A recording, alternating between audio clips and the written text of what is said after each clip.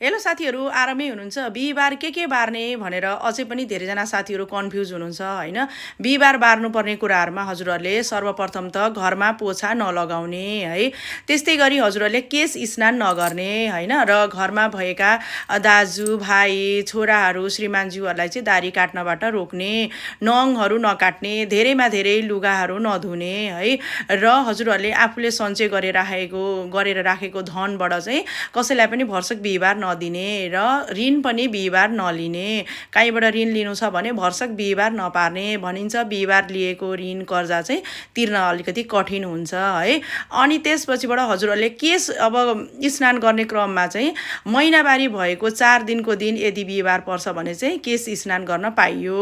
र शुक्रबार एकादशी छ, बिहिबार के गर्ने भन्दाखेरि चाहिँ बुधबारदेखि नै स्नान गरेर शुद्ध भएर बस्ने है।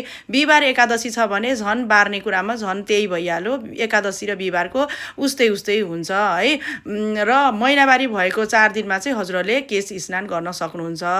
यसरी हजुरहरूले बार्नुपर्ने कुराहरू चाहिँ गर्नुहोला। बेसार जल विधि चाहिँ हजुरहरूले गर्न सक्नुहुन्छ, कपुर जल विधि पनि गर्न सक्नुहुन्छ, घरलाई बडार कुडार पनि गर्न सक्नुहुन्छ, र पोछा मात्र हजुरहरूले बार्नुपर्ने हुन्छ है।